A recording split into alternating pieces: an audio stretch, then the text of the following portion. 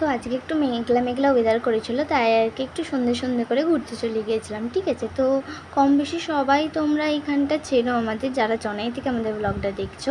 চণ্ডীতলার দিকে যেতে আগেই পড়ে, মানে জেলে পাড়াও মানে করতে হবে না, তার আগে এই দোকানটা পড়ে। এই দোকানটা এসে তো আমি দেখছি বাবা পুরো মোমোর একদম, যারা মোমো লাভার তারা অবশ্যই আসতে পারো। আমার না ভীষণ সন্ধ্যাবেলা খিদে পায়। ঠিক আছে, আমি প্রথমে ভেবেছিলাম ক্যাফে ঠিক নয়, আমার ক্যাফে ঠিক পছন্দও নয়।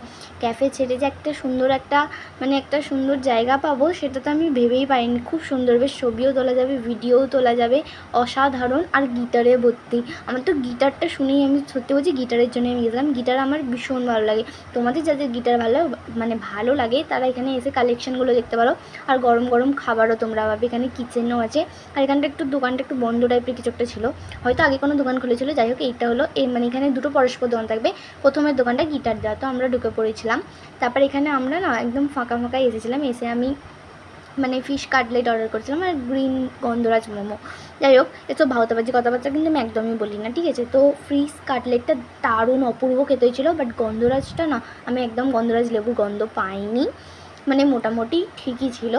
আর মানে গ্রিন কালারটা একটু বেশি হয়ে গেছিলো। ঠিক আছে, তারপরে আর কি খাওয়া দাওয়া করলাম বেশ জমিয়ে। তারপরে বেশ ভালোই লাগলো। আর তারপরে কিছুক্ষণ ভিডিও ছবি আমরা তুলে আর কি আমরা বাড়ির দিকে রওনা হলাম, কারণ ভীষণ বিদ্যুৎ চমকাচ্ছিলো আর বৃষ্টি হওয়ার মানে সম্ভাবনা ছিল। তাই আর কি আমরা ভয়ে বাইরে গেলাম। তো আজকের মতো ব্লগটা এখানেই শেষ করছি। যদি ভিডিওটা ভালো লেগে থাকে অবশ্যই লাইক করো, কমেন্ট করো আর চ্যানেলটা সাবস্ক্রাইব করো। আর যদি তোমাদের কারো কিছু বুঝতে অসুবিধা হয় আমাকে অবশ্যই কমেন্টে বলো।